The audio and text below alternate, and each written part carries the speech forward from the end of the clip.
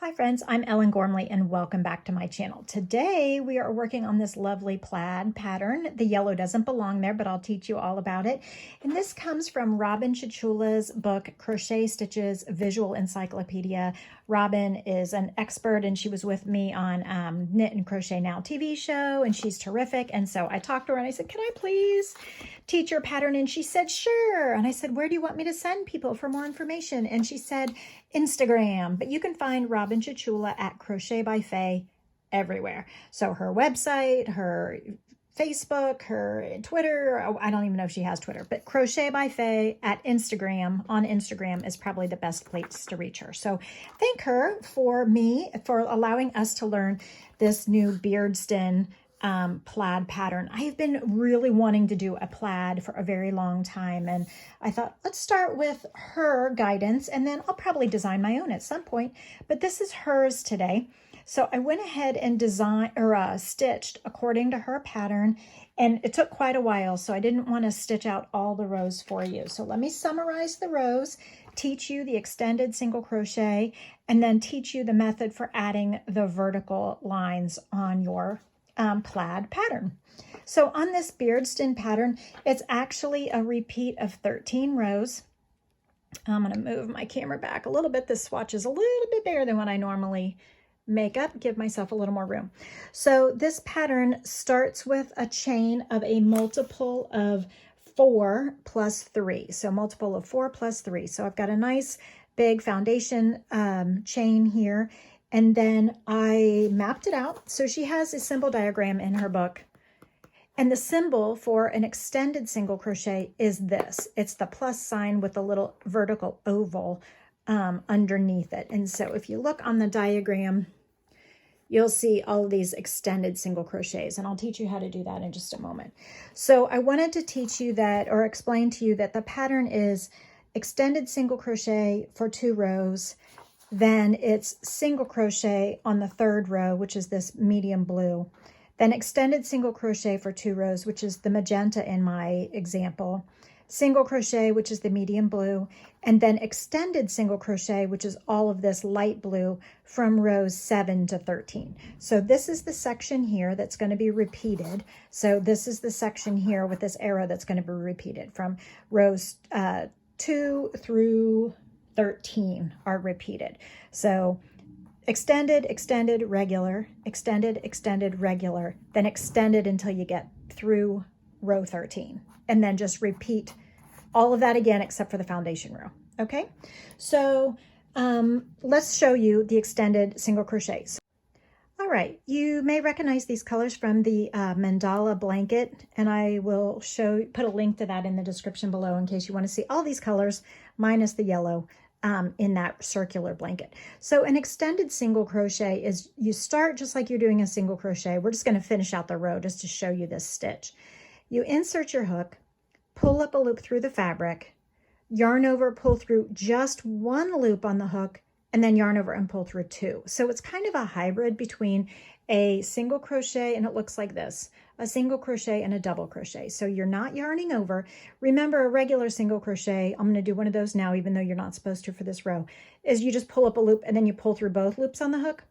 For an extended single crochet, you're making it a half a step taller by inserting the hook into the stitch, yarning over, pulling up a loop, yarning over and pulling through just 1 loop on the hook. That makes it a little bit taller, like a high heel, and then yarn over and pull through both loops on the hook. Okay, so it makes it just a little bit taller than a regular single crochet. So insert the hook, yarn over, pull through just 1, yarn over, pull through both. Okay, and so we will use that stitch most of the time in this pattern, as you saw on my little chicken scratch, and also by taking a glance at her diagram. So when you've made the project as big as you want, then you would just fasten off after a row 13. And you have this is the back side. So you might want to see that. This is the back side.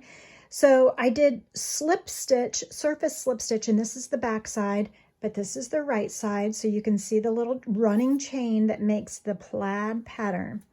Now what I did here for the plaid pattern is I made this one first, I counted in a certain number of stitches that I wanted to place the blue. And then I made sure to place it that many stitches in.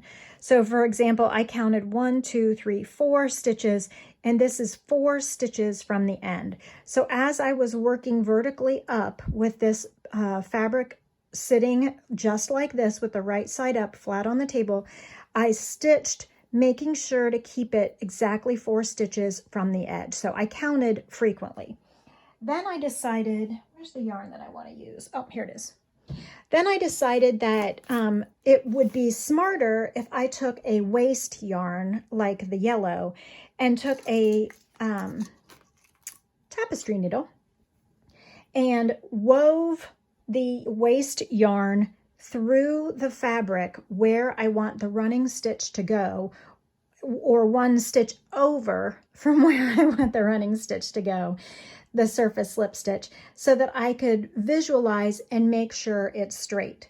Now here I was like counting 1, 2, 3, 4, 5, 6, 7, 8. So I was trying to get this line to be 8 stitches from the blue. So 1, 2, 3, 4, 5, 6, 7, 8. Okay.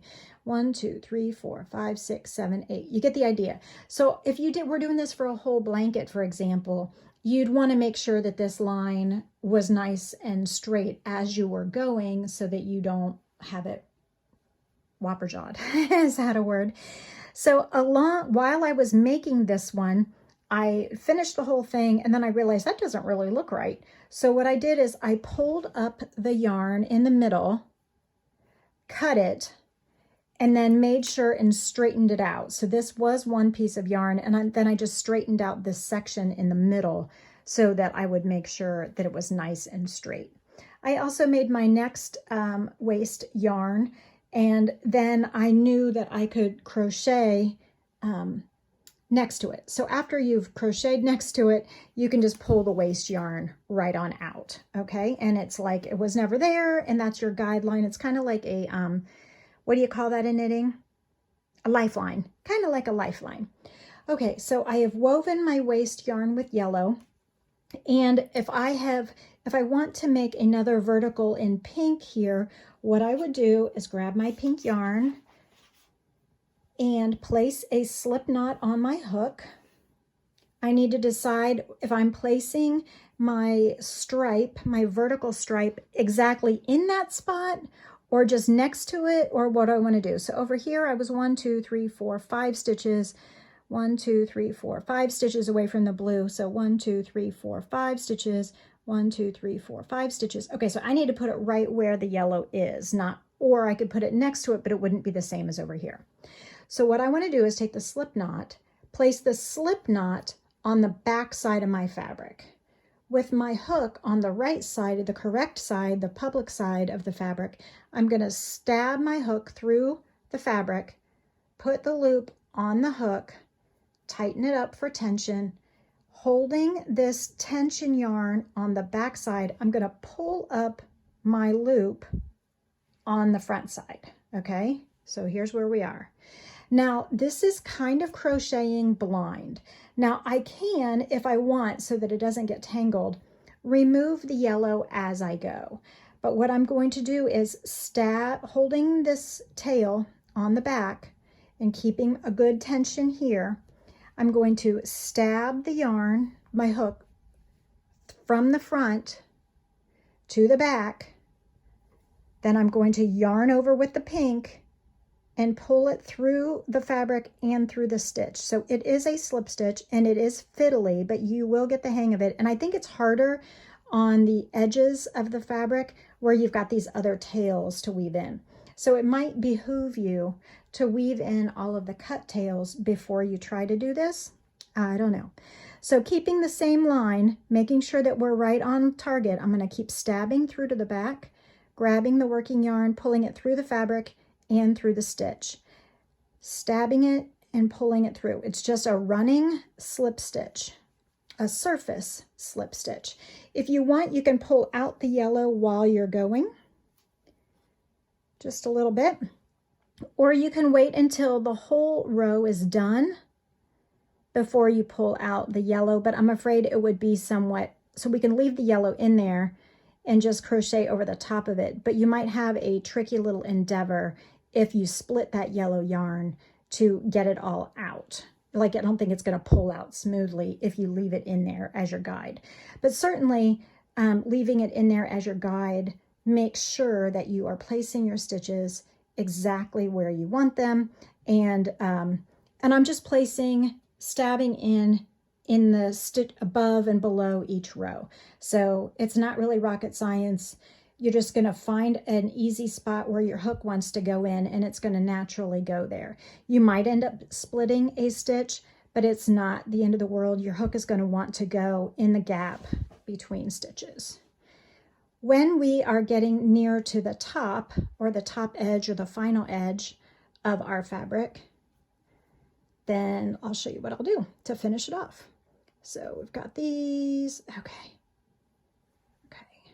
So what I will do now is make my loop big, stab from the back side, put the loop on, tension it, because you're pulling that loop through to the back of the fabric. Okay, and then you will cut your yarn and weave the cut end through the hole where the hook had been, and snug it just tight, just gently. Okay, now to get that yellow piece out of there, let's see if we can pull it through. Yeah, okay, I was able to pull it through, no problem. So we have this nice running crochet chain up the front of the fabric. So then we can pull out all the yellows. I mean, I probably would do another blue one over here to match this, and this would be the pattern that's repeated. But anyway, it's fun. It's a lot of fun, and it's sort of done for my swatch, enough to give you an idea. I wanted to say, oh, if you are going to put these surface slip stitch chains all the way up, you might want to go in the same direction. So always start at row 1 and move up to your final row.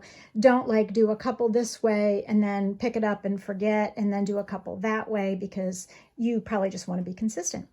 Anyway, I hope you have had fun, a nice, relaxing, and valuable use of our time. I love this pattern. I can't wait to design my own plaid situation going on. Please don't forget to go find Robin Chichula wherever you do social media, but especially on Instagram at Crochet by Faye with an E. And I'm Ellen Gormley. Thank you so much for visiting. See you next time.